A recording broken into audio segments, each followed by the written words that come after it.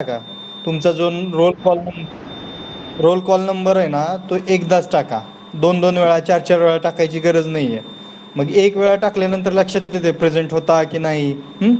आणि कोणाचं लेक्चर चालू आहे तर ॲक्च्युली माझं अकाउंट नाही आहे. माझं ॲक्च्युली स्वतःचं अकाउंट आहे, प्रायव्हेट अकाउंट जीमेलचं. त्यावरती मी लेक्चर जे आहे ते ॲड करू शकत नाही, म्हणून प्रायव्हेट अकाउंट माझं नाही आहे. हे साळुंखे सर म्हणून तुमचे जे आता HOD आहेत त्यांच्या अकाउंटवरून मी घेतोय.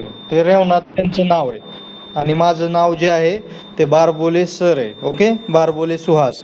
एवढं लक्षात ठेवा. कोणाचं लेक्चर चालू आहे ते तरी माहीत असू द्या, कोणत्या सब्जेक्टचं चालू आहे ते माहिती असू द्या एवढं. आणि कॉल का करतो आम्ही, तर तुमच्या पॅरेंट्सला पण समजावं की तुमचा मुलगा लेक्चर करतोय की झोपतोय फक्त. त्यासाठी आम्ही कॉल जे आहे ते करतोय जे ॲबसेंट आहेत त्यांना. आता तुम्ही ठरवायचे प्रेझेंट राहायचंय की ॲबसेंट राहायचंय, की प्रेझेंट फक्त आपलं तात्पुरतं म्यूट करून कुठंतरी झोपायचं आहे. असं नका करू. जी गोष्ट लक्षात येत नाही ती विचारा, डबल एक्सप्लेन केली जाईल. मला एक दोघांनी सांगितलं की ही सर एक गोष्ट आम्हाला समजली नाही. ठीक आहे, मी एक्सप्लेन रिपीट 2 वेळा करेल. आता हे आपला राहिलेला पार्ट जो आहे तो आपण हे करूया, कंटिन्यू करूया.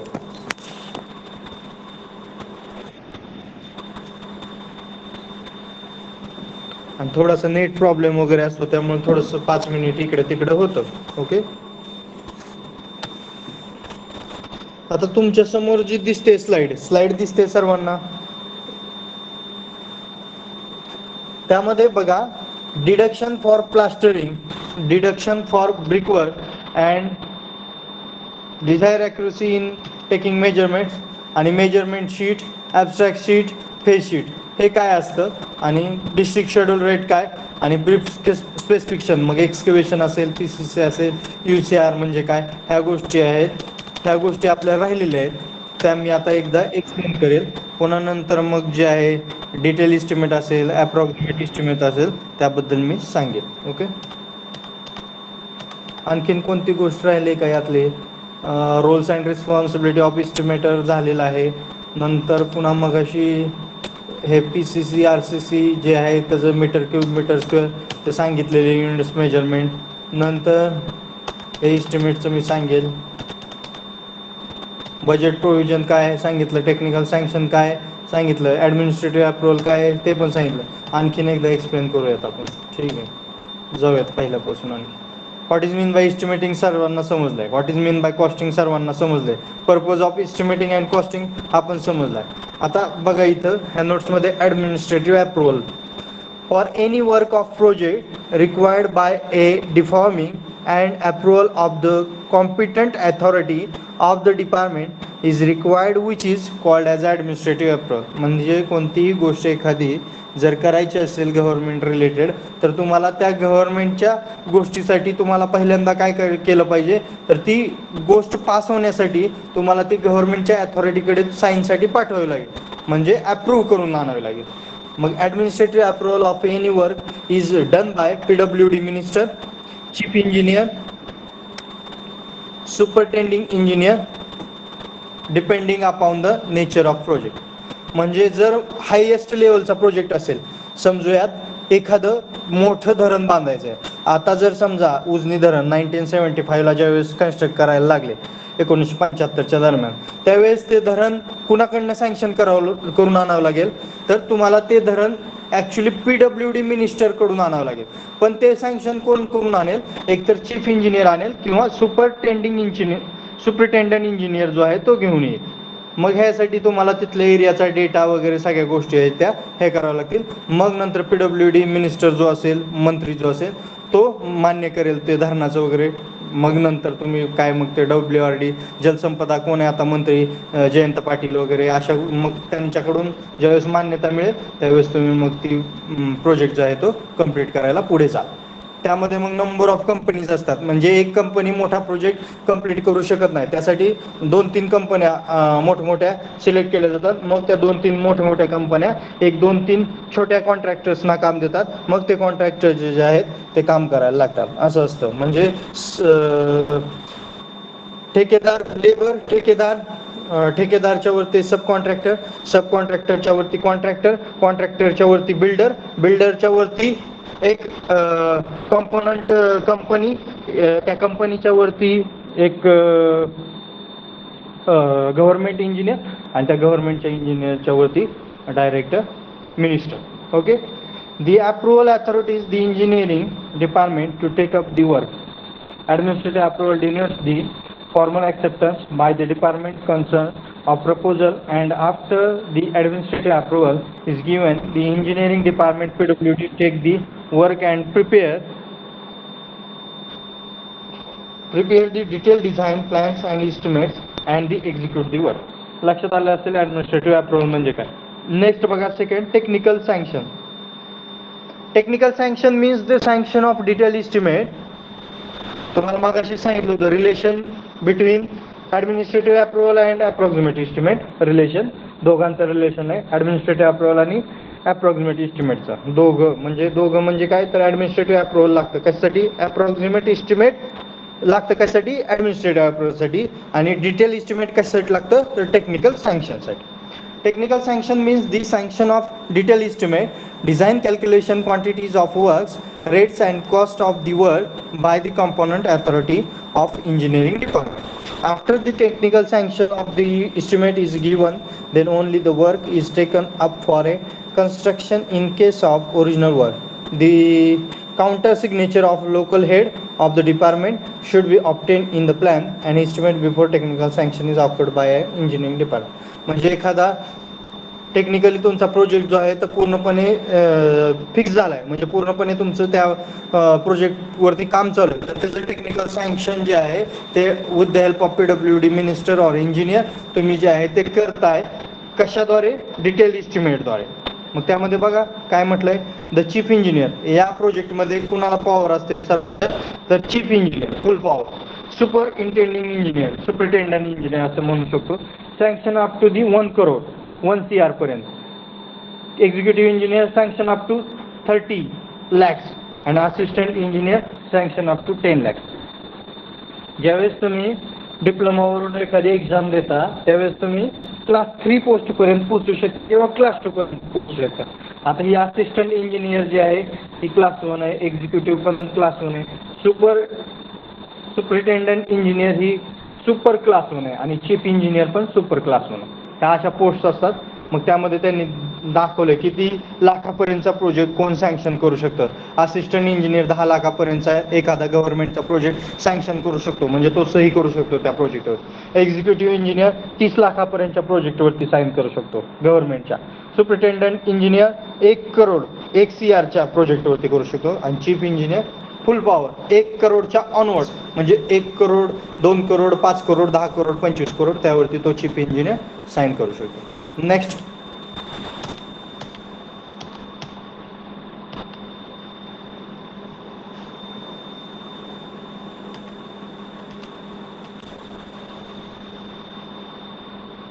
Types of approximate estimate. हा सेकंड चॅप्टर मध्ये मी तुम्हाला पूर्णपणे सांगेल अप्रॉक्सिमेट इस्टिमेट रिलेटेड. त्याचं काही टेन्शन घेऊ नका, किंवा आता आपला हा चॅप्टर कम्प्लीट होऊ द्या, नंतर मी सांगतो. आता यामध्ये तुम्हाला मी जे आहे ना ते डिटेल इस्टिमेट रिलेटेड जे आहे ते तुम्हाला सांगेल. पर्पज ऑफ डिटेल इस्टिमेट आपण पाहिलेले बघा. यामध्ये types of detail estimate. Detail estimate म्हणजे काय, तर एखाद्या गोष्टीचं, कोणत्याही गोष्टीचं असेल तर त्याचं डिटेलिंग जे आहे ते पूर्णपणे केलं पाहिजे. जर एखादी गोष्ट जरी राहिली तरी मग ते तुमचं डिटेल इस्टिमेट होऊ शकत नाही. म्हणजे मग ते तुमचं रिवाइजमध्ये जाणार, सप्लिमेंटरीमध्ये जाणार किंवा काय अशामध्ये जाणार. हे ॲक्च्युली रिवाइज इस्टिमेट सप्लिमेंटरी त्याचेच टाईप्स आहेत, परंतु ते त्यामध्ये जाणार. मग आता फर्स्ट टाईप काय बघा, revised estimate. A revised estimate is a detailed estimate for the revised quantities and rates of items of works originally provided in the estimate, prepared and submitted for fresh technical sanction. काय सांगितलंय, revised estimate is a detail estimate. हा detail इस्टिमेटचा type आहे for a revised quantity. म्हणजे कोणती तरी quantity राहते किंवा नंतर तिचे जे रेट्स आहेत ते चेंज झालेत, तर त्या रेट्सच्या चेंजिंगमुळे काय होतंय, ती क्वांटिटी जी आहे ती आपण नंतर तिला पकडतोय आणि पहिले जे तिचं कॅल्क्युलेशन केलं होतं ते सोडून देतोय. And rates of items of works. Rates of items of work. म्हणजे तुम्ही एखाद्या प्लंबिंगच्या दुकानात गेला तर त्या प्लंबिंगच्या दुकानात गेल्यानंतर तुम्हाला नंबर ऑफ टाईपचे टॅप्स नळ जे आहेत ते पाहायला मिळतात, त्याच्या तोट्या जे आहेत ते पाहायला मिळतात, नंबर ऑफ सॅनिटरी फिटिंग जे आहेत ते तुम्हाला पाहायला मिळतात, वॉश बेसिन असतील किंवा नंतर काय WC पॅन असतील किंवा काही असेल, कोणत्याही गोष्टी ज्या आहेत त्या नंबर ऑफ तुम्हाला पाहायला मिळतात. मग प्रत्येकाची कॉस्ट, प्रत्येकाचा नंबर ऑफ आयटम, प्रत्येकाची कॉस्ट असेल किंवा प्राइस असेल काय असेल वेगवेगळी असेल. As per items of work originally provided in the estimate prepared and submitted for fresh technical sanction. म्हणजे एखादं सँक्शन तुम्हाला प्रोजेक्ट करायचं आहे, पूर्णपणे त्याचं जे बिल आहे टेक्निकल सँक्शन करायचं आहे, तर तुम्हाला काय रिवाइज एस्टिमेट म्हणजे डिटेल एस्टिमेटची गरज जी आहे तिला आहे. म्हणजे दोन शब्द लक्षात ठेवा, अप्रॉक्सिमेट एस्टिमेट कशासाठी तर ॲडमिनिस्ट्रेटिव्ह अप्रुव्हलसाठी, आणि डिटेल एस्टिमेट कशासाठी तर टेक्निकल सँक्शनसाठी. हे महत्त्व. When the original sanction estimate is exceeded, likely to exceed by more than 5%. बघा आत्ताच सांगितलं होतं मी, एखादा प्रोजेक्ट किंवा एखादी गोष्ट करत असताना टाइम स्पॅन जातो. एक घर बांधतोय तर टाइम स्पॅन 6 महिने वर्ष जातं. तर ते 6 महिने वर्षभरामध्ये तुम्ही इस्टिमेटिंग ऑलरेडी अप्रॉक्सिमेट केले, परंतु डिटेल इस्टिमेट करत असताना ज्यावेळेस घर चालू होतं जानेवारी महिन्यात, त्यावेळेस स्टीलचा रेट जो होता तो एक 40,000 50,000 होता, परंतु घर संपता संपता डिसेंबर आला आणि त्यावेळेस स्टीलचा रेट जो आहे तो 60,000 लागला. तर तुम्ही लिहिताना तिथं काय करणार, स्टीलचा रेट 60,000 करणार. कशासाठी तर तुमचे जे आहे ते फरक, मधला फरक जो आहे तो तुम्हाला मिळावा. कॉन्ट्रॅक्टर्स प्रॉफिट जे असतं ते प्रत्येक इस्टिमेटच्या म्हणजे टोटल इस्टिमेटच्या 10% कॉन्ट्रॅक्टर प्रॉफिट असतं. म्हणजे जर 10 लाखाचं घर बांधत असाल, म्हणजे तोच कॉन्ट्रॅक्टर सगळं काम करत असेल तर त्याला 1 लाख रुपये राहिलेच पाहिजेत ॲज पर गव्हर्नमेंट रूलनुसार किंवा ॲज पर आपल्या ISI ह्याच्यानुसार इस्टिमेटिंगनुसार. परंतु कुठे कधी कमी जास्त वगैरे राहतात, जे ज्या त्या ह्याच्यानुसार आहे, कामानुसार किंवा क्वालिटीनुसार किंवा स्पॅननुसार. ओके. इथे काय म्हटलं, when the original sanction estimate is exceeded, likely to exceed by more than 5%. When the original sanction estimate is exceeded, likely to exceed by more than 5%. जास्तीत जास्त 5% आपण त्याच्यामध्ये वाढवू शकतो. कशामध्ये, रिवाइज्ड एस्टिमेटमध्ये. ओके. ही लाईन महत्वाची आहे. Either from the rates being found insufficient form of any cases whatso you accept important structural alteration when the expenditure of work exceed or likely to exceed the amount of administrative sanction by more than 10%. जर समजा काम वाढलं, एखादं काम करता करता समजूयात G+4 करताय तुम्ही, आणि G+4 करता करता G+5च्या वरचं पण तुम्हाला काहीतरी थोडंसं सांगितलं बांधायला हवं, तर मग ते रिवाइज एस्टिमेटमध्ये तुम्ही त्याचं इस्टिमेटिंग जे आहे ते वाढवायचं, आणि तुमचे जे प्रॉफिट 5% होतं, म्हणजे 5% तुम्ही जी किंमत वाढवणार होता ती तुम्ही 10% वाढवू शकता, असं revise estimate. Okay. Second one is a supplementary estimate.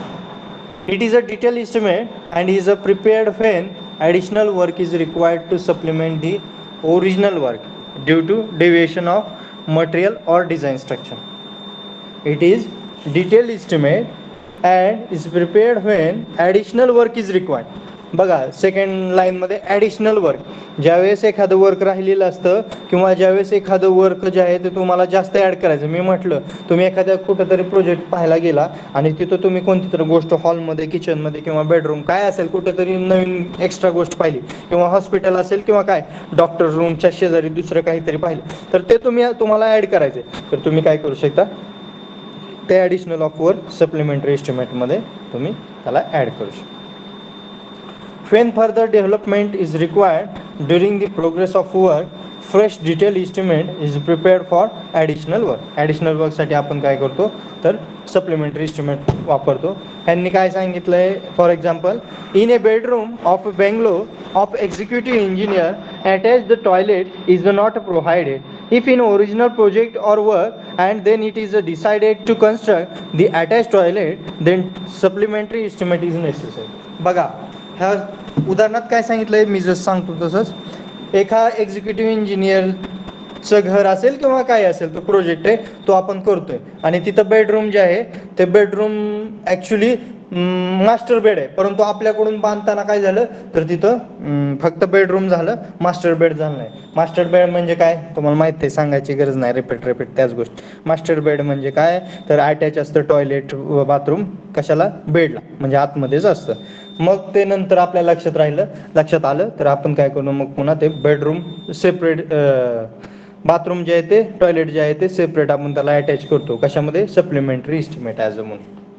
Okay, ह्यालाच आपण सप्लिमेंटरी इस्टिमेट असं म्हणतो. Next, repair and maintenance. म्हणजे आता तुम्हाला फरक समजला असेल, कोणतं सप्लिमेंटरी इस्टिमेट, कोणतं रिवाइज्ड इस्टिमेट. आता त्यामध्ये लास्ट वन कोणतं, रिपेअर अँड मेंटेनन्स सिस्टम. मग तुम्हाला फरक सांगता आला पाहिजे, रिवाइज्ड इस्टिमेट मध्ये फरक काय आणि सप्लिमेंटरी इस्टिमेट मध्ये फरक काय. 5%, 10% कशामध्ये वाढतं, कशामध्ये काय केलं जातं, ह्या गोष्टी तुम्हाला डिफरन्स मध्ये सांगता आल्या पाहिजे. नेक्स्ट आहे repair and maintenance estimate. This is detailed estimate and it is a prepared to maintain the structure of work in proper order and safe condition. For buildings, this includes whitewashing, color washing, painting and minor repairs. For roadworks, this includes patchwork, renewals, repairs of bridges and culverts. हे repair and maintenance estimate जे आहे ना, हे कशासाठी दिलेलं असतं तर तुमचे कोणतीही स्ट्रक्चर, बिल्डिंग असेल गव्हर्नमेंटची किंवा रोड असेल government, all roads are under a government authority. मग त्याचं रिपेअर मेंटेनन्स 5-10 वर्षानंतर करण्यासाठी तुम्ही काय करता, एक सेपरेट शीट करता. मग त्यामध्ये बघा लास्ट लाईन दिली त्यांनी, for annual repair of a building, म्हणजे एका वर्षाला एका बिल्डिंगला ॲन्युअल रिपेअर मेंटेनन्ससाठी किती दिले जातात पैसे, प्रोजेक्टच्या 1 ते 1.5% of the original construction cost of the whole building is provided. म्हणजे जर समजा 10 लाखाचं काम होतं तर त्याच्यासाठी मेंटेनन्स रिपेअरसाठी किती टक्के बघा, 1 ते 1.5%. म्हणजे किती झालं, कोण सांगू शकेल, 10 लाखाच्या 1.5% म्हणजे किती झालं.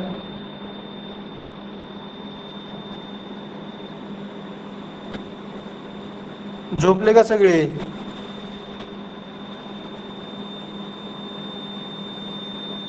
बडबड करून माझा घसाही झाला, तिकडे कोणतरी आन्सर सांगा.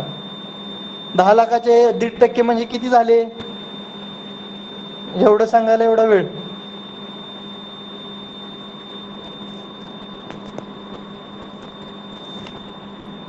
₹1.5 lakh. 15,000.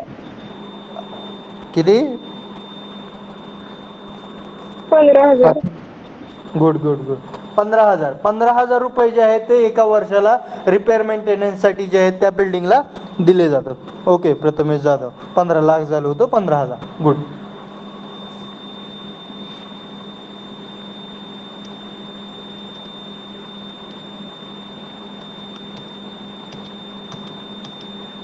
Next, deduction for plastering 1500, Rutuja Deshmukh.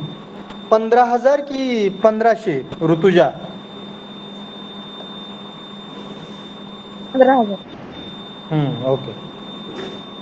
आता बघा, ज्यावेळेस तुम्ही थर्ड चॅप्टरमध्ये जाणार आहात एस्टिमेटिंग कॉस्टिंग, मग त्यामध्ये long hall, short hall method आणि सेंटर लाईन मेथड पाहणार आहे. त्यावेळेस तुम्हाला प्लास्टरिंग करताना कोणतं प्लास्टरिंग पकडलं पाहिजे, कोणतं प्लास्टरिंग पकडलं न गेलं पाहिजे, किंवा ज्यावेळेस तुम्ही साईटवर जाल त्यावेळेस प्लास्टरिंगमध्ये कोणता एरिया डिडेक्ट करायचा, कोणता एरिया प्लस करायचा, कोणता एरिया हे करायचा, ते गोष्टी ज्या आहेत त्या तुम्हाला लक्षात आल्या पाहिजेत. त्यासाठी हे प्लास्टरिंगचे रूल्स आहेत. एक्झाममध्ये पण एक क्वेश्चन MCQ टाईपमध्ये यावरती येतो किंवा येऊ शकतो. बघा, deduction for plastering. No deduction are made for opening of area not exceed 0.5 metre square. No deduction म्हणजे जर 0.5 मीटर बाय 0.5 मीटर असा रेक्टँगल असेल किंवा चौकोन असेल एक, तर तेवढ्या एरिया प्लास्टरिंगमध्ये आपण डिडक्ट करत नाही. 0.5 मीटर बाय 0.5 मीटर म्हणजे 500 mm बाय 500 mm. ओके, बरोबर. तो एरिया तुम्ही काय करताय तर प्लास्टरिंगमध्ये डिडेक्ट करत नाही. म्हणजे जर प्लास्टरिंग मोजत असाल तुम्ही, समजूयात मी प्लास्टरिंगचा ठेकेदार आहे तर मी प्लास्टरिंग मोजतोय माझ्या लेबरने किती काम केलं. ते जर मला मोजायचं असेल आणि मध्ये माझ्या प्लास्टरिंग केलेली एक भिंत आहे, त्या एक भिंतीची लेंथ आहे 15 फूट आणि हाईट आहे 12 फूट.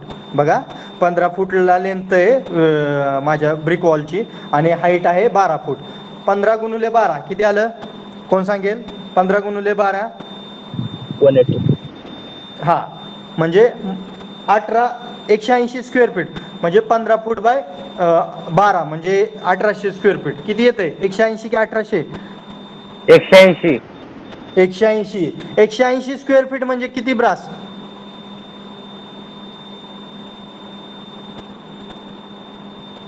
पटपट बोलायचं. 180 स्क्वेअर फीट म्हणजे किती ब्रास? शिकला नाहीत? एक ब्रास म्हणजे किती स्क्वेअर फीट असलं शिकला नाहीत ते सेकंड इयरला बिल्डिंग कन्स्ट्रक्शन काय कॉन्क्रीट टेक्नॉलॉजी कुठेतरी. कोण सांगू शकेल एक ब्रास इज इक्वल टू किती स्क्वेअर फीट? पटपट पटपट चला. एक ब्रास म्हणजे 100 स्क्वेअर फीट. गुड. एक brass is equal to 100 square feet. मग 180 म्हणजे 1.8 ब्रास. माझं काम आहे 15 फूट बाय 12 फूट एक भिंत आहे, त्याचं प्लास्टरिंग मी माझ्या 2 लेबर कडून करून घेतलं 2 दिवसामध्ये. आणि त्यामध्ये 2 खिडक्या अशा आहेत की 0.5 metre by 0.5 metre 0.5 metre by 0.5 metre अशा 2 खिडक्या आहेत. मग मोजताना मी त्या 2 खिडक्या ज्या आहेत ती मायनस नाही करणार. का नाही करणार? कारण डिडक्शन फॉर प्लास्टरिंगचा रूल काय सांगतो तर 0.5 मीटर स्क्वेअर एरिया जर असेल तुमच्या प्लास्टरिंग मध्ये तर तो तुम्ही डिडक्ट करायचा नाहीये. ओके, म्हणजे प्लास्टरिंग केलेलं मी डायरेक्ट ते जे आहे ते माझ्या प्लास्टरिंग मध्ये पकडणार. जर मोठा एरिया असेल मग आता पुढे बघा. Each and no addition are made for jam, soffits and seal of the opening. What is mean by jam, soffit and seal? Seal level म्हणजे काय? विंडोच्या जिथं तुम्ही हात ठेवून उभा राहता गॅलरीमध्ये वगैरे ती म्हणजे सील, किंवा आपल्या डोअरच्या खालती बॉटमला ती सील. जॅम म्हणजे काय? सॉफिट म्हणजे काय? सॉफिट म्हणजे डोअरच्या वरती लिंटेलच्या तिथं, आणि जॅम म्हणजे काय?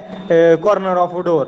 डोअर लावल्यानंतर डोअरच्या पाठीमागचा जो एरिया भाग असतो त्याला आपण जॅम असं म्हणतो. ओके, हे काय ऍड करायचं नाही. सेकंड रूल बघा काय म्हणतोय.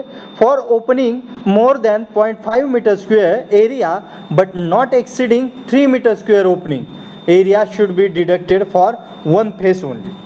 जर त्या प्लास्टरिंग मध्ये 0.5 metre square to 3 metre square एवढी जर मोठी खिडकी असेल, जर 0.5 मीटर स्क्वेअर किंवा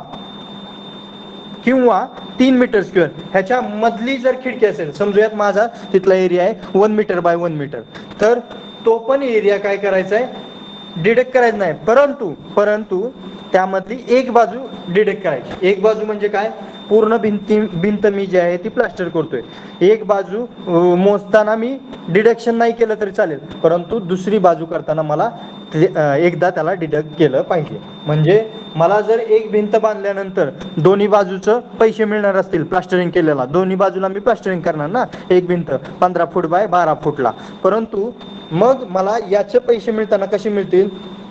एका बाजूचे फुल मिळतील मोजल्यानंतर 180 स्क्वेअर फीटचे 1.8 ब्रास, परंतु दुसऱ्या बाजूला करताना जर त्याची साईज, त्या विंडोची साईज 1 मीटर बाय 1 मीटर असेल, 1 मीटर बाय 1 मीटर असेल, तर मग तेवढं जे आहे तेवढा एरिया डिडक्ट होईल. तेवढा एरिया जेवढा डिडक्ट होईल, मग काय समथिंग समजा 20-25 स्क्वेअर फीट माझं गेलं, तर मग मला 160 स्क्वेअर फीटचे किंवा 150 म्हणजे 1.5 ब्रासचे पैसे जे आहेत ते दुसऱ्या बाजूचे मिळतील. लक्षात येतंय? लक्षात आलंय की नाही ते पहिले सांगा. हे 2 पॉइंट लक्षात आले की नाही?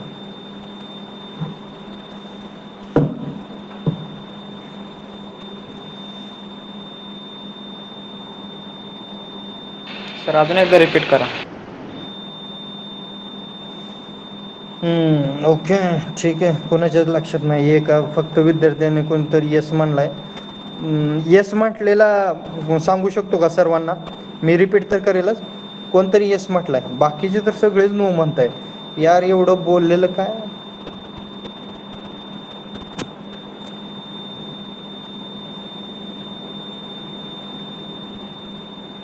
चला येस, कोणतरी आता कमेंट मध्ये यस टाकलंय.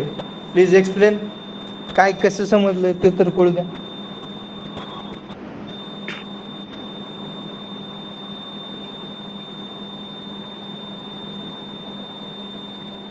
चलो ठीक आहे, इट्स ओके, मिस सांगू. थर्ड पॉईंट बघा आणि मग नंतर टोटल तिन्ही पॉईंट रिपीट करूयात म्हणजे लक्षात येईल. डिडक्शन फॉर प्लास्टरिंग मधला last point. For opening more than 3 metre square full opening area should be deducted for both sides with a separate addition shall be may soffit, jabs and seals. हा बोला बोला.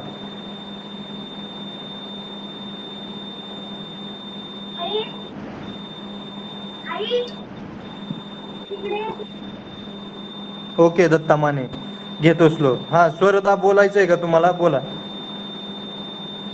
नाही sir sir. Okay हा Mane fast होतंय, ठीक आहे, slow घेतो. चला बघा, थर्ड पॉईंट काय म्हणतोय? For opening more than 3 metre square full opening area should be deducted from both side with separate addition. आता लक्षात घ्या, फर्स्ट सेकंड थर्ड तिन्ही पॉईंट सांगतोय. एकच भिंत बांधतोय एवढं लक्षात ठेवा. मी स्वतः ठेकेदार आहे असं, किंवा तुम्ही स्वतः ठेकेदार आहेत असं लक्षात घ्या. 2 लेबर आपण लावलेले आहेत, 2 दिवस आपल्याला काम करायला लागलेलं आहे. एक भिंत जी आहे ती 15 फूट बाय 12 फूट आहे, 15 फूट लेंथला आहे, 12 फूट हाईटला आहे. आता पहिला रूल काय सांगतो? आता पहिल्या रूल पासून जाऊया. 15 फूट बाय 12 फूटची मी भिंत जी आहे आपण बांधलेली नाही आहे, कोणतरी दुसऱ्याने बांधलेली आहे. आपण फक्त त्याचं प्लास्टरिंगचं काम घेतलेलं आहे. आपण ठेकेदार प्लास्टरचा आहे. ओके, मग आता 15 फूट बाय 12 फूटची भिंत लेंथ आणि हाईटची आपण दोन्ही बाजूंनी प्लास्टर केली. ओके, आता तुम्हाला आज सांगतो, हे लक्षात ठेवा, आतला इंटरनल प्लास्टरचा रेट वेगळा असतो, बाहेरच्या आउटर प्लास्टरचा वेगळा रेट असतो. का तर आतमध्ये प्लास्टरिंग करताना कमी सिमेंट मारावं लागतं, बाहेरून प्लास्टर करताना जास्त सिमेंट मारावं लागतं. पण इंटरनल प्लास्टरला जास्त सिमेंट बॅग्स लागतात आणि आउटर प्लास्टरला कमी लागतात. आता तुम्ही म्हणाल सर बाहेरनं तर तुम्ही म्हणताय जास्त जाड प्लास्टरिंग करावं लागतं आणि आतनं तर कमी करावं लागतं. तर ह्याचा आन्सर काय आहे? आणि मग सिमेंट बॅग कमी जास्त कशा लागते? तर ह्याचा आन्सर काय आहे? आतमध्ये नंबर ऑफ रूम्स असतात, आतमध्ये नंबर ऑफ रूम्स असतात, बाहेर फक्त आउटर 4च वॉल असतात तुमच्या घराच्या. त्यामुळं 4 आउटर वॉलला जरी जास्त जाडीचं थिकनेसचं प्लास्टरिंग जरी केलं तरी 40-50 बॅग गेल्या समजूयात, 100 बॅग गेल्या समजूयात, पण आतमध्ये कमीत कमी 150 जाणारच. का तर आतमध्ये नंबर ऑफ वॉल्स ज्या असतात त्या जास्त असतात. त्यामुळं फक्त आतलं जे प्लास्टर असतं ते 12 mm पर्यंत असतं, अर्धा इंचापर्यंत असतं, आणि बाहेरचं जे प्लास्टर असतं ते 1.5 इंच 1 इंचापर्यंत असतं. 1 इंच कधी असतं? ज्यावेळेस तुमची भिंत जी असते ती स्ट्रेटमध्ये नसते, म्हणजे व्यवस्थित वळिंब्यात नसेल तर, वळंबा प्लंबॉ त्याच्यामध्ये नसेल तर. ठीक आहे, तो पार्ट सोडून द्या, तो नंतर मी काहीतरी एक्सप्लेन केलं. आता आपल्या इकडे येऊया. 15 फूट बाय 12 फूट लेंथ आणि हाईट, दोन्ही बाजूंनी प्लास्टरिंग केलंय आपण, 2 लेबर लावले, आपण ठेकेदार आहे. आता पहिल्या भिंतीमध्ये, ओके, पहिल्या भिंतीमध्ये 0.5 मीटर बाय 0.5 मीटरच्या 2 खिडक्या आहेत. 0.5 मीटर बाय 0.5 मीटरच्या 2 खिडक्या आहेत, म्हणजे चौकोन खिडके. त्या खिडक्या ज्या आहेत ना, ती प्लास्टरिंग मोजताना, प्लास्टरिंग कसं मोजतो? 15 फूट लावायचा टेप, 12 फूट टेप लावायचा, 15 गुणुले 12 180 स्क्वेअर फीट, 1.8 ब्रास डायरेक्ट त्या मालकाकडनं, आपण ठेकेदार आहे त्या मालकाकडनं 1.8 ब्रासचे काय असतील ते रेटनुसार पैसे घ्यायचे. पर स्क्वेअर फीट एरिया 30 रुपये और 25 रुपये शहरामध्ये रेट चालू आहे. म्हणजे किती झालं? हे 100 स्क्वेअर फीटला 3000 रुपये 30 रुपयाने पकडले तर, म्हणजे समथिंग 500-800 रुपये आपण कुणाकडनं घेणार? ओनरकडून घेणार. ओके, मग तिथं तुमचे पैसे मायनस होणार नाहीत. का तर डिडक्शन ऑफ प्लास्टरिंगचा रूल काय सांगतोय? तर ज्या खिडक्या छोट्या असतात त्या मायनस करायच्या नाहीत प्लास्टरिंगमध्ये. नेक्स्ट सेकंड रूल काय सांगतोय? 0.5 metre square to 3 metre square पर्यंतचा एरिया खिडकीचा. म्हणजे आता ही आपण इथं त्यांनी दिलंय असंच लिहावं लागेल तुम्हाला पेपरला, पण मी उदाहरण देताना सांगतो 0.5 आणि 3 मधला कोणता तरी एक एरिया घेतो मी. ओके, लक्षात येतंय? 0.5 metre square to 3 metre square, मग मी घेतो 0.5 इंटू 2 मीटर स्क्वेअर, म्हणजे 0.5 बाय 2 ची खिडकी घेतली आपण. तर त्याचं कॅल्क्युलेशन झालं समजूयात 30 स्क्वेअर फीट झालं समजूयात. ओके, 30 स्क्वेअर फीट त्या कशाचं, कोणत्या एरियाचं कॅल्क्युलेशन झालं समजूयात म्हणतोय. त्या खिडकीचं कॅल्क्युलेशन झालं 0.5 बाय 2 बाय 2.5 बाय 2.5 बाय 0.5 त्याचं कॅल्क्युलेशन झालं समजूया 30 स्क्वेअर फीट. मग मला सांगा 180 स्क्वेअर फीट मधनं तुम्हाला ती 30 स्क्वेअर फीट वजा करायचंय, परंतु कुठून वजा करायचंय, एका बाजूला मोजताना 180 स्क्वेअर फीटचेच पैसे घ्यायचेत. म्हणजे 30 रुपयाचा रेट आहे ना, म्हणजे 3000 रुपये घ्यायचे. 30 गुणुले 100 म्हणजे 3000. एका बाजूने तुम्हाला फुल पैसे मिळतील 3000 रुपये. परंतु दुसऱ्या बाजूला कॅल्क्युलेशन करताना दुसऱ्या रूलनुसार त्यातलं ते 30 स्क्वेअर फीट वजा होईल आणि 150 स्क्वेअर फीटचेच फक्त पैसे मिळतील जे दुसऱ्या बाजूने केलेलं असेल प्लास्टर. त्याचे आलंय लक्षात? आता आलंय की नाही?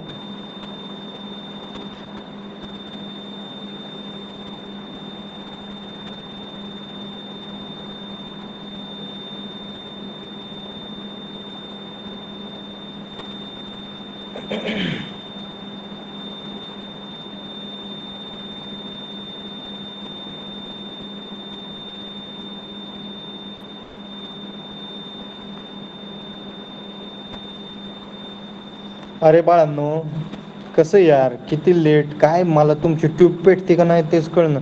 किती आणखीन भारी, आणखीन किती, ह्याच्यापेक्षा कोण जास्त भारी एक्सप्लेनेशन करूच शकत नाही. मी आज लिहून देतो. अरे ज्यावेळेस 0.5 मीटर स्क्वेअर टू 3 मीटर स्क्वेअरचा एरिया येईल ओपनिंगचा, म्हणजे एखादी खिडकी येईल, दरवाजा येईल किंवा काय असेल, डोअर येईल, त्यावेळेस त्या भिंतीमधले एका बाजूचं प्लास्टरिंग मधनं तो एरिया मायनस होईल, तेवढे पैसे मायनस होतील, पण एका बाजूला फुल पैसे मिळतील. आणि तिसरा रूल काय सांगतोय, for opening more than 3 metre square full opening area should be deducted. म्हणजे तिसऱ्या वेळेस ज्यावेळेस ती भिंत बांधतोय आपण, प्लास्टरिंग करतोय सॉरी, त्यावेळेस जर 3 मीटर स्क्वेअरच्या वरचा एरिया असेल त्या खिडकीचा किंवा डोअरचा, दरवाजाचा, तर तो एरिया पूर्णपणे वजा होईल. म्हणजे दोन्ही बाजूंनी वजा होईल. म्हणजे दोन्ही बाजूला पैसे मिळताना 180 स्क्वेअर फीटचे नाहीत मिळणार, तर तुम्हाला मिळताना किती मिळतील, जर समजा तो 4 बाय 4चा एरिया आहे किंवा काय असेल, तर तुमचे 50 स्क्वेअर फीट वजा केलं तर त्यातनं 130 स्क्वेअर फीटचेच रुपये तुम्हाला आतल्या पण बाजून मिळतील आणि बाहेरच्या पण मिळतील. लक्षात येतंय? म्हणजे बोथ साईड डिडक्शन होईल. ज्यावेळेस 3 मीटर स्क्वेअर वरचा एरिया तिथं हे असेल तर ओपनिंग एरिया, जर 0.5 आणि 3 मीटर स्क्वेअरच्या मध्ये असेल तर वन साईडनं फक्त डिडक्शन होईल, वन साईडनं नाही होणार. आणि 0.5चा असेल मीटर स्क्वेअरचा तर त्यामध्ये no deduction for both side. Okay? Okay असेल तर ओके म्हणा. आता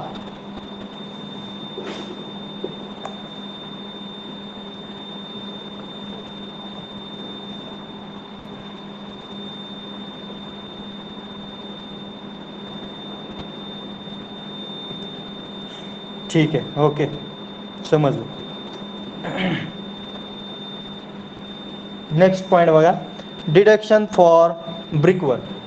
नेक्स्ट पॉईंट काय? Deduction for brickwork. मग ब्रिकवर्क करताना, ब्रिकवर्क म्हणजे विटकाम करताना, बांधकाम करताना, एखादी भिंत बांधताना त्याचे रूल्स काय? First point, no deduction is made for opening up to 0.1 metre square. No deduction is made for opening up to 0.1 metre square. Same उदाहरण घ्यायचे, फक्त आता ह्या भिंतीला आपल्याला प्लास्टर बिस्टर काय करायचं नाहीये, ही भिंत आपल्याला पहिल्यांदा बांधायची. बांधत असताना, विटकाम करत असताना, जर त्या विटकामाच्या तिथं कुठेतरी काहीतरी दरवाजा येतोय, कुठे काहीतरी खिडकी येते किंवा काय बांधकाम करत असताना छज्जा येतोय, काय असेल, काय समथिंग असेल, तर तिथं 0.1 मीटर स्क्वेअर पर्यंतचा एरिया आला, तर तुमचं बांधकामाचा पण, आता सांगतो, बांधकामाचा रेट जो असतो तो प्लास्टरिंग पेक्षा कमी असतो. जर प्लास्टरिंग 30 रुपयानं देतोय पर स्क्वेअर फीट, तर बांधकाम जे आहे ते 15, 20 रुपये, 22 रुपये खूप झाले. ओके, लक्षात घ्या, विटकामचा रेट हा प्लास्टरिंग पेक्षा कमी असतो. आता मग प्लास्टरिंग विटकाम करतोय आपण, विटकामाच्या तिथं 0.1 मीटर स्क्वेअरचा एरिया जो आहे तो ओपनिंग आला, तर आपण काय करायचं, डिडक्शन करायचं नाहीये मोजत असताना. म्हणजे तुम्ही जर 15 स्क्वेअर फीट बाय 12 स्क्वेअर फीटची भिंत बांधताय, त्याच्यामध्ये 0.1 स्क्वेअर मीटरचा एरिया जो आहे तो ओपनिंग एरिया आला, तर ते डिडक्शन करायचं नाही, डायरेक्ट मोजायचं 180 स्क्वेअर फीट म्हणजे 1.8 ब्रास, त्याचे काय असतील ते रेटनुसार पैसे घ्यायचे. ठीक आहे. Second point, no deduction for ends of beam, rafter and purlins up to 0.05 metre square of section. Beam म्हणजे काय, राफ्टर म्हणजे काय, पर्लिन म्हणजे काय. जर तुमच्या बांधकामाच्या याच्यामध्ये बीम आला असेल, मग तो सेंटरिंगवाला किंवा ओनर काय म्हणेल, हे तुझं काम नाहीये. ओनर काय म्हणेल, हे ब्रिकवर्कचं काम तुझं नाहीये, हे ब्रिकवर्कचं काम ॲक्च्युली यामध्ये तर RCC आलंय. तर त्याला सांगायची काही गरज नसते, सर्वांना माहिती असतं. कुणाकुणाला जो वरचा इंजिनियर असतो तो पाहून घेतो. 0.05 मीटर स्क्वेअर म्हणजे तुमचा जर तिथला छोटा बीम असेल, बीमची साईज समजा 4 इंच बाय 4 इंच असेल, 6 इंच बाय 6 इंच आहे, म्हणजे लिंटेल माळ्यासाठी तुम्ही टाकत असाल, तर तो एरिया बांधकामामध्येच पकडायचा. म्हणजे बांधकामाचे तुमचे पैसे जे आहेत ते त्यामध्ये मायनस करायचे. ओके. थर्ड पॉईंट काय सांगतोय, no deduction for bed plate, all plate, bearing of chhajja up to 100 mm depth. 100 mm म्हणजे 4 इंच. आता सांगितल्याप्रमाणे एवढ्यापर्यंत तुम्ही डेप्थ RCC जे आहे ते तुमच्या डायरेक्ट बांधकामामध्ये पकडू शकता, म्हणजे ते डिडक्शनमध्ये येणार नाही आहे. ह्या गोष्टी सगळ्या पाठ किंवा तुम्हाला लक्षात आल्या असल्या पाहिजे. Last but not the least point काय डिडक्शन फॉर ब्रिकवर्कचा, bearing of floor and roof slabs, concrete blocks for hold fast are not deducted for brickwork. Bearing of floor and roof slab, concrete blocks for hold fast. Hold fast माहिती आहे, what is hold fast?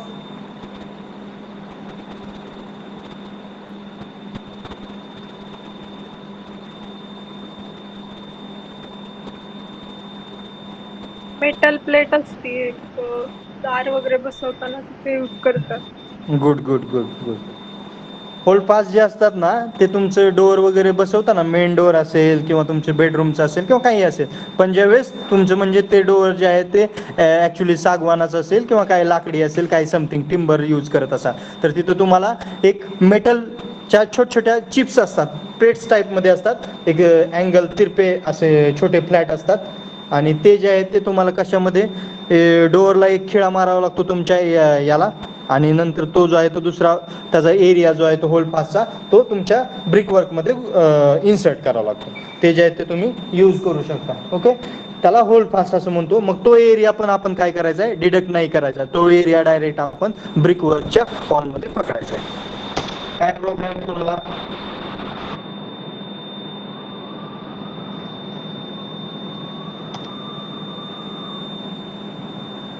Any doubts? Plastering rules and brickwork rules. No? कोणीतरी एकाने सांगा, नसेल? हा okay ठीक आहे. दत्तामाने सांगितलं नो. ठीक आहे, चलो. नेक्स्ट आता बघा, तुम्हाला पाहायचं काय आहे, फेस शीट म्हणजे काय, ॲबस्ट्रॅक्ट शीट म्हणजे काय, आणि मेजरमेंट शीट म्हणजे काय. ओके. एवढं पाहिल्यानंतर DSR एक बघायचं आणि ब्रीफ स्पेसिफिकेशन, म्हणजे हा चॅप्टर ओव्हर होईल. मग तुम्हाला मी अप्रॉक्सिमेट इस्टिमेट आणि डिटेल इस्टिमेट सेकंड चॅप्टरमध्ये पण तोच पार्ट आहे, ते तुम्हाला मी सर्व एक्सप्लेन करेल. म्हणजे ॲक्च्युली डिटेलचं तर झालं आहे, रिवाईज काय आहे, सप्लिमेंटरी काय आहे, रिवाईज सप्लिमेंटरी काय, आणि मेंटेनन्स रिपेअर झालं. ॲप्रॉक्सिमेटचे सर्व parts, plinth area method, service unit method, cubical content method, typical बे मेथड, ॲप्रॉक्सिमेट क्वांटिटी मेथड, त्या एक्सप्लेन करून त्याच्यावरचे प्रॉब्लेम, तो मग चॅप्टर ओव्हर होतो. आता हा चॅप्टर ओव्हर होऊन जाईल कशामध्ये, हे फक्त आता 3 पॉईंट आपल्याला एक्सप्लेन करावं लागतील, आणि मग नंतर पुढचं एक डिस्ट्रिक्ट शेड्यूल रे आणि ब्रीफ प्रेसिडेंट काय फक्त सांगायचं. ठीक आहे. यामध्ये बघा, मेजरमेंट शीट, कोणतीही क्वांटिटी काढायची असेल, कशाचंही तुम्हाला इस्टिमेटिंग करायचं असेल, तर तुम्हाला मेजरमेंट शीट जे आहे ते येणं गरजेचं आहे. मग मेजरमेंट शीट्समध्ये, नमस्कार, मेजरमेंट शीटमध्ये तुम्हाला कोणत्या गोष्टी गरजेच्या आहेत, तर मेजरमेंट शीट्समध्ये तुम्हाला SR नंबर, आता दिसतंय तुम्हाला इथं तुमच्या याच्यावरती तुम्ही पाहत असाल, आयटम नंबर म्हणजेच SR number. Second, particular item for work म्हणजे description of item. Second, third कॉलममध्ये नंबर्स, फोर्थ कॉलममध्ये लेंथ LB, ब्रेड. नंतर नेक्स्ट कॉलममध्ये, हा नेक्स्ट कॉलम इथं पुढे आलेला आहे, त्या शीट्सवरती बसलेलं नाही आहे. ब्रेडच्या पुढे काय असेल, डेप्थ, 6th कॉलम. 7th कॉलममध्ये क्वांटिटी, 8 मध्ये टोटल क्वांटिटी. हे असं जे असेल ते तुम्हाला शीट बनवावं लागेल. मग हे शीट तुम्हाला कधी थर्ड चॅप्टरमध्ये पाहायला मिळेल. Item of work, description of item, number LB, H, quantity total quantity. Okay, ते कसं काढायचं, कोणत्या गोष्टी कशा टाकायच्या, एक्सकवेशन असेल, UCR मेसनरी असेल, ब्रिकवर्क असेल, पेंटिंग असेल, इंटरनल प्लास्टर असेल किंवा काय असेल, ते सगळ्या गोष्टी मी तुम्हाला सांगेल. फक्त एवढं लक्षात ठेवा की हे पाठच होता, नंबर ऑफ वेळा हाताखालून गेल्यानंतर पाठ होतो. काय SR number, description of item, number, LBH, quantity total quantity. मग बघा मेजरमेंट शीट कशासाठी वापरतात. Measurement is also called as a measurement form. This is used for the purpose of taking out quantities of item of work. बघा second line महत्वाचा आहे, second point. This is used for the purpose of taking out quantities of item of work. Quantities काढण्यासाठी, प्रत्येक मटेरियलची quantity जर काढायची असेल तर तुम्हाला मेजरमेंट शीट हे गरजेचं आहे. जर तुम्ही मेजरमेंट शीट मध्ये काढत नसाल तर तुम्हाला ती क्वांटिटी काढता येणार नाही. याच्यासाठी एक सॉफ्टवेअर आलंय आता मार्केटमध्ये, इस्टिमेटर म्हणून आलेलं आहे. इस्टिमेटर, मे बी इस्टिमेटर 2.0, हां असं काहीतरी सॉफ्टवेअर आहे. जे इस्टिमेटिंग इंजिनियर असतात मोठमोठ्या कंपनीमध्ये ते सॉफ्टवेअर वापरतात आणि डायरेक्ट आन्सर कॅल्क्युलेशन करतात डायरेक्ट PC वरती आणि डायरेक्ट प्रोजेक्ट जे आहे ते सबमिट करतात. म्हणजे प्लॅन घ्यायचा आणि डायरेक्ट त्यामध्ये व्हॅल्यू वगैरे पुटअप करून त्या एस्टिमेटर 2.0 मध्ये टाकायच्या आणि डायरेक्ट आन्सर काढायचं. आता आपल्याला हे सगळं जे आहे ते थेरॉटिकल शिकायचं आहे. का तर तुम्हाला थेरॉटिकली काढता आलं पाहिजे. प्रत्येकाला काय ते सॉफ्टवेअर येईल असं नाही ना. आता कुणाला तरी येईल, दोघा चौघाला येईल, ते जातील त्या कंपनीत शिकतील. परंतु तुम्ही ज्यावेळेस स्वतः कॉन्ट्रॅक्टर व्हाल आणि स्वतःला इस्टिमेटिंग काढायचं आहे आणि तुम्ही घरी आहात आणि कुणाच तर घराचं काम घेतलं तुम्ही, तर तुम्हाला स्वतःला मेजरमेंट शीटद्वारे स्वतःचं इस्टिमेटिंग काढता आलं पाहिजे. कसं करणार. Item of work 1, excavation. Excavation मध्ये काय, फुटिंग. फुटिंग मध्ये काय, नंबर्स किती आहेत बाबा, 8 फुटिंग, 8. लेंथ किती आहे त्यांची बाबा, ह्याची विड्थ एकाची 5 मीटर आहे, म्हणजे अशा 10 आहेत. मग इथं 5 टाकणार. ब्रेड किती आहे बाबा, 4 आहे, तर 4 टाकणार. हाईट डेप्थ किती आहे बाबा, 4 इंच आहे, तर 0.04 टाकणार, 0.004. नंतर काय, मग क्वांटिटी हे सर्वांचं इंटू करायचं. Number 8 into 5 into 4 into 0.02. ह्याचं उत्तर येईल ते क्वांटिटी मध्ये लिहायचं. अशा 4-5 केल्या आणि टोटल क्वांटिटी मध्ये हे क्वांटिटी मधलं आलेलं आन्सर ह्या टोटल क्वांटिटी पुटअप करायचं. अतिशय सोपं आहे, मी शिकवेल, काही प्रॉब्लेम येणार नाही तुम्हाला. लक्षात आलंय मेजरमेंट शीट. जायचंय पुढं.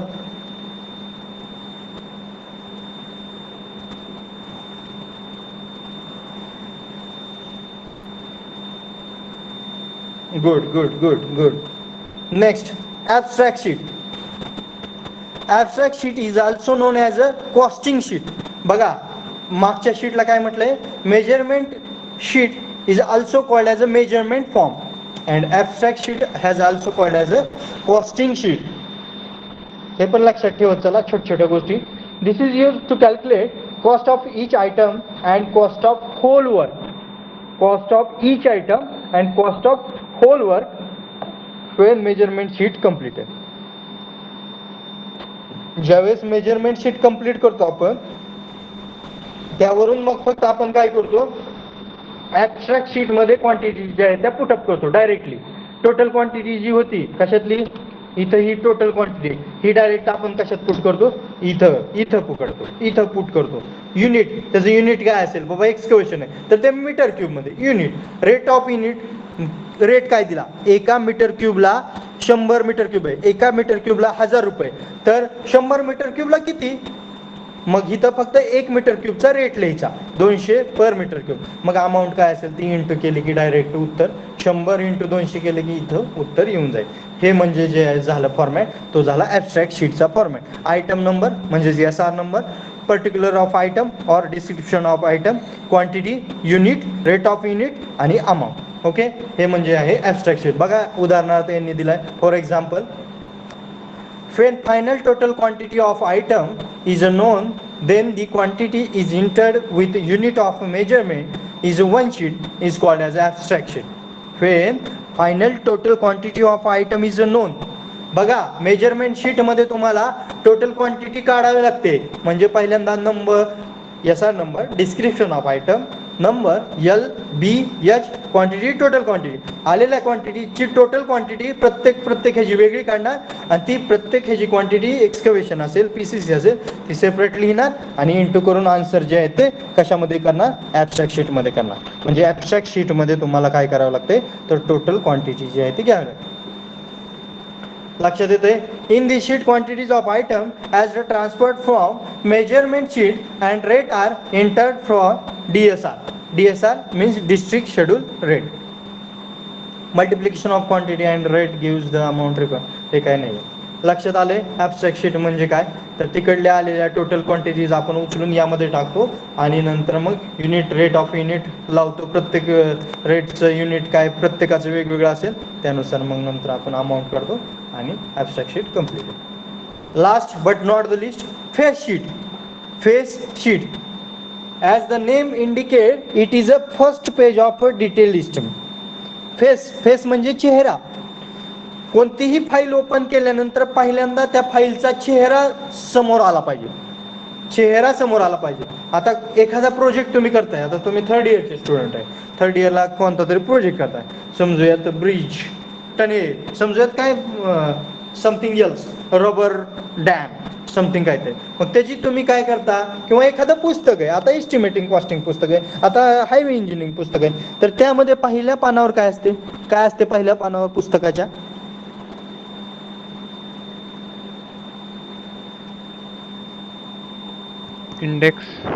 Index right. इंडेक्स पेज असतं. त्या इंडेक्स पेजवरती कळतं की ह्या पुस्तकामध्ये किती चॅप्टर आहेत कोणते बीट्स आहेत कोणत्या पानावर काय आहे.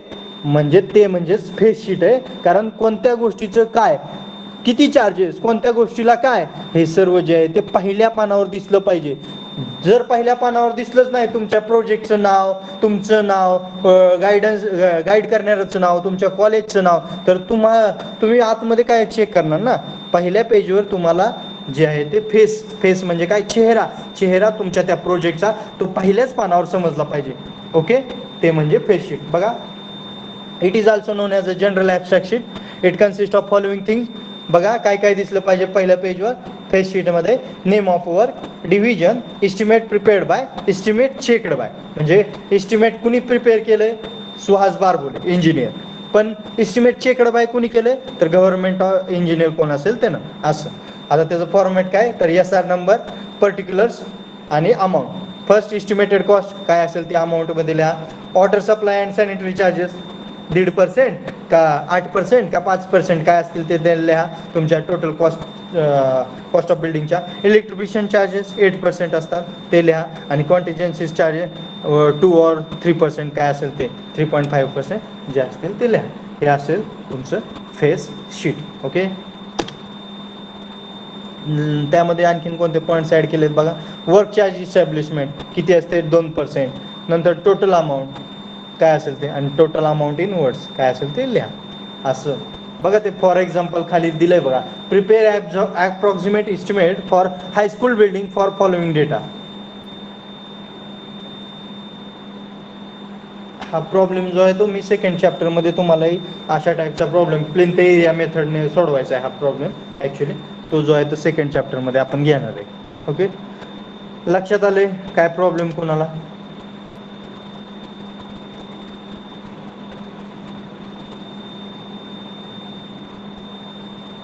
नो प्रॉब्लेम ठीक आहे. यामध्ये बघा दिसताना तुम्हाला estimated cost water supply and sanitary charges electrician charges contingency work charges. तर यामध्ये आता जसं पुढे जाईल तसं तुम्हाला प्रॉब्लेम प्रतीक महाडिक बोला.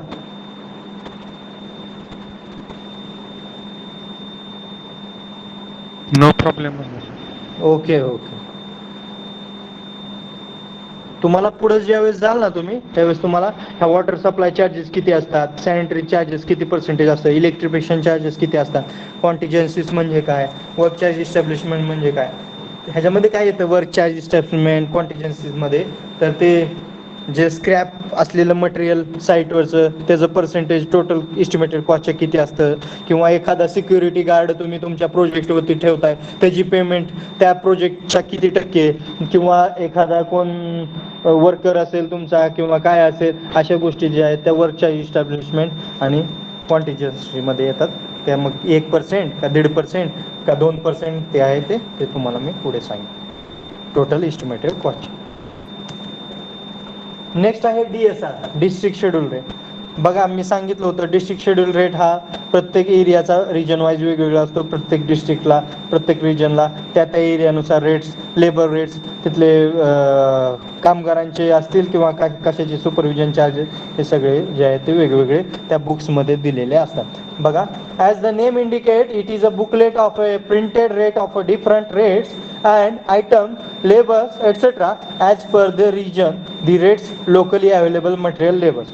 Locally available जे मटेरियल आहे त्याच्यावरती त्याचे रेट्स ठरतात. त्या आयटमचे, लेबरचे. तिथला जवळचा लेबर असेल तर त्याचा रेट काय असतो, कमी असतो. बाहेरचा लेबर आला तर त्याचा रेट काय असेल, ऑब्विसली हाय असेल. जरी तुम्ही त्याला हाय नसाल देत तरी तुम्हाला त्याला काय द्यावं लागेल, मग अकोमोडेशन द्यावं लागेल, म्हणजे राहण्याची त्याची खाण्याची सोय तुम्हाला करावी लागेल, असं काहीतरी असतं. For government contract we have to use DSR rates, म्हणजे गव्हर्नमेंटची कामं करायची असतील तर तुम्हाला DSR रेट्स लागतात तिथल्या एरियाचे. The rates given in DSR are revised for every year. प्रत्येक वर्षाला DSR रेट्स, DSRचं बुक जे आहे ते पब्लिश केलं जातं. रेट्स जे आहेत ते चेंज होतात, व्हॅरीज होतात. कोरोनाच्या काळात रेट्स जे आहेत ते वाढले प्रत्येक गोष्टीचे. In DSR various items, rates including cost of material, leverage, lead and lift, transportation charges are included. 10% contractor profit each included. मगाशीच म्हटलं एखाद्या बिल्डिंगच्या एस्टिमेटेड कॉस्टच्या 10% कॉन्ट्रॅक्टर प्रॉफिट असते. 10 लाखाची बिल्डिंग बांधली तर 1 लाख रुपये कॉन्ट्रॅक्टरला राहिलेच पाहिजेत. 1 कोटीची बांधली तर किती राहायला पाहिजेत, मग 10 लाख रुपये हे राहिलेच पाहिजे, तरच व्यवस्थित काम म्हणजे त्याला पण परवडेल किंवा काय. मग त्या कॉन्ट्रॅक्टर थ्रू काय त्याचे इंजिनियर असेल किंवा काय असेल, कोण ठेवलेला असेल कामाला, त्याच्या पेमेंट त्यानं त्याच्यातनं करायला लागते. पण ते राहिलं पाहिजे, जे त्याला टेक्निक असते, आणि सरकारनं त्यानुसार पैसा पण तेवढा त्या प्रोजेक्टला सँक्शन केला असतो. मग ह्या DSR मध्ये काय असतं सांगितलं त्यांनी, मटेरियल लेबरिस्ट असतं, lead and lift, transportation charge. मग आता कोण मला सांगेल what is mean by lead आणि what is mean by lift, हे पुढं पण येईल बरं का. असं नाही की याच चॅप्टरमध्ये शिकायचं, पहिल्या चॅप्टरमध्ये सगळं शिकला तर पुढं काय शिकणार ना. तरी पण सांगतो, लीड म्हणजे काय, तर एखाद्या खड्ड्यातून काढलेलं मटेरियल जे आहे ते अप टू 30 मीटरमध्ये 30 मीटरपर्यंत विदाऊट चार्जेस टाकणं म्हणजे लीड. आणि लिफ्ट म्हणजे काय, तर एखादा खड्डा 1.5 मीटरपर्यंत खांदणे म्हणजे डिगिंग करणे, ते म्हणजे लिफ्ट. ओके, DSR लक्षात आला. ब्रीफ स्पेसिफिकेशन म्हणजे काय, तर काय काय करता तुम्ही एखादी बिल्डिंग बांधताना, काय काय करता, कोणत्या कोणत्या गोष्टी करतात, मग त्यासाठी काय काय करावं लागतं. Excavation, foundation trenches shall be dug out to the extract width of foundation. The site should be vertical. The excavated material should be transported up to 30 meter. It should be measured in meter cube. Excavation करावं लागेल, खड्डा खाणावं लागेल. खड्डा खाणताना तिथला area पहिल्यांदा clean करावं लागेल. झाडी वगैरे असेल तर ते तोडून टाकावे लागेल, आणि मग नंतर ते काढलेलं मटेरियल जे आहे ते 30 मीटरच्या अंतरापर्यंत तुम्हाला टाकता येईल. त्यालाच आपण लीड असं म्हणतो, विदाऊट चार्जेस. 30 मीटरच्या पुढती चार्जेस चालू होतील, परंतु रोडमध्ये लीड आणि लिफ्ट प्रत्येक किलोमीटरला जी आहे ती बदलत असते रोडमध्ये. PCC, it should be specified proportion 1:2:4, 1:2:8. As per proportion जे सांगितलं असेल त्यानुसार तुम्ही PCC करा. आता मला एक प्रश्न आहे तुम्हाला, कोण आन्सर देईल बघूयात, कोण हुशार थर्ड इयरमध्ये आज मला लक्षात येईल. PCCचं मिक्स प्रोपोर्शन कोणतं वापरायचं जर एखादी इंडस्ट्रीयल बिल्डिंग असेल तर मोठी, आणि वरच्या बिल्डिंगसाठी मिक्स प्रोपोर्शन कोणतं वापरायचं. प्रश्न लक्षात आला सर्वांच्या, आन्सर कोणतरी बघा कोण हुशार आहे बघूया.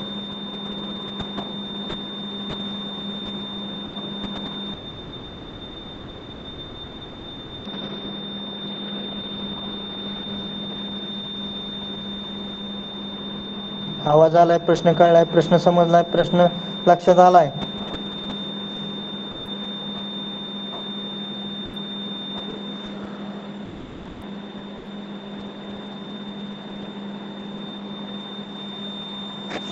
अरे बाळांनो, काय काय विचारलं काय एवढं किती काय यार.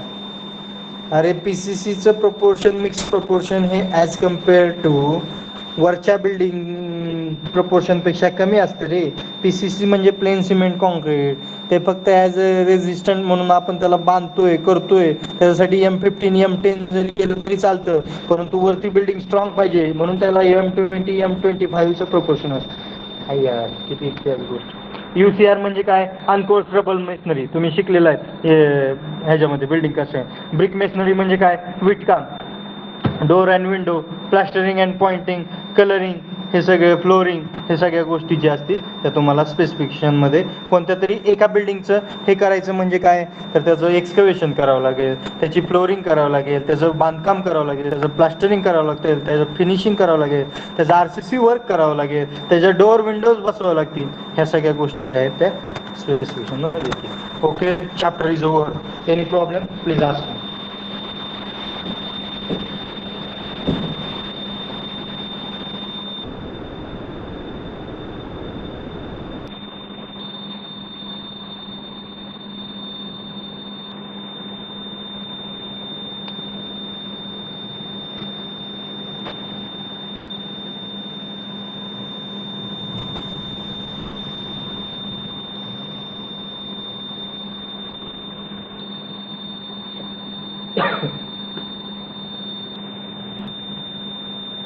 पुन्हा एकदा माझं नाव सांगतोय, Barbole sir, Barbole Suhas, not a Revnath साळुंक्या.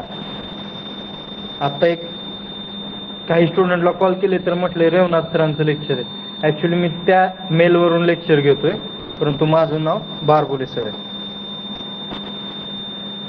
आणि इस्टिमेटिंग कॉस्टिंग सब्जेक्ट शिकता, एवढं लक्षात ठेवा.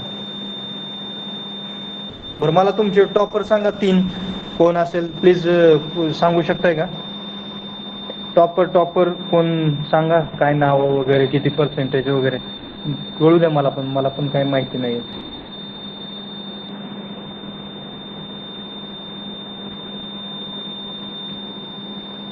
अरे बोला, टॉपर असेल त्याने सांगा मी टॉपर आहे, एवढे पर्सेंटेज, नावं सांगा, रोल नंबर सांगा, काय माहिती नाही मला.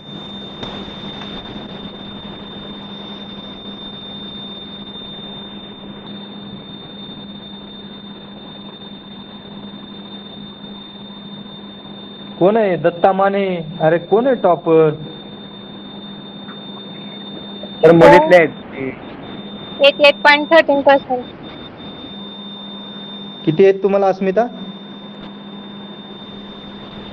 88.13. ओके, फर्स्ट टॉपर तुम्ही आहात का? नाही, second topper. First topper okay. Harshali Babar 88.36. Harshal.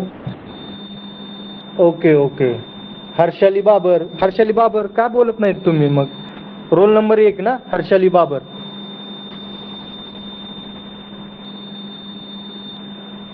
अस्मिता मोरे, तुमचा रोल नंबर किती आहे?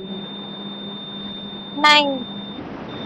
ओके, आणि थर्ड टॉपर कोण आहे? Sir, 12 roll number 87.62. ओके, आणि आपलं दत्ता किती येत रे तुला पर्सेंटेज? 86.50. किती? 86.50. Okay, good. ठीक आहे, आज माहित तरी झालं मला कोण काय, मला पण काय माहिती नाही. पण एवढं लक्षात ठेवा, आपले जेवढे स्टुडंट आहेत 70च्या 70ला इस्टिमेटिंग कॉस्टिंगला आपल्याला चांगले मार्क पडायचे. नॉट 3-4 10 जणांना 15 जणांना, तर आपल्याला सर्वांनाच चांगली आउट ऑफ आउट मार्क जवळपास घ्यायचे आहेत. आणि पाठीमागच्या वर्षीची एक मुलगी आहे, शर्वरी गोडबे काहीतरी नाव आहे तिचं, 70 आउट ऑफ 70 मार्क घेतले. 70 आउट ऑफ 70 मार्क्स मारलेले आहेत Sharvari Godge, topper of TY civil, जे आता पास आउट झाली. त्यामुळं आपण पण चांगला अभ्यास करायचा आहे. माझ्या शिकवण्यात काही कमी नाही, मी इथं ओरडू सांगतोय, तुम्ही तिथं फक्त झोपा काढून होता घरी, अभ्यास करा, लिहित चला. मला वाटल्यास बोला की मधून सर डिक्टेट करून द्या, तर मी डिक्टेट करून देत जाईल. परंतु तुम्ही जर बोलले नाहीत, नुसते तिथं तुम्ही हेडफोन लावून गाणी ऐकल्यासारखं जर माझं लेक्चर ऐकलं तर काही फायदा होणार नाही. त्यामुळे थोडंसं मी काही गोष्टी इम्पॉर्टंट सांगत असतो, त्या गोष्टी मग नोट्समधून तुमच्या डिक्टेट करत चला. ओके, ठीक आहे. Any problem then you ask. No problem then roll number टाकू शकतो. एकदाच रोल नंबर टाकायचा आहे. 4 वेळा तेच रोल नंबर मला नको आहेत. सागर कुंभार 4 वेळा झाला.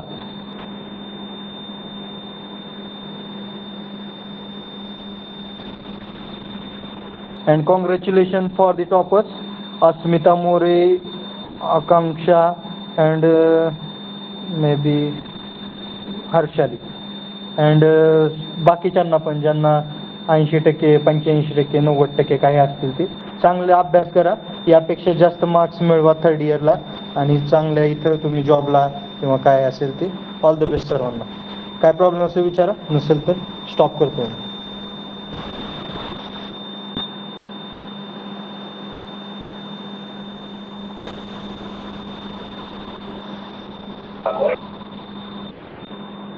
बोल शुभम.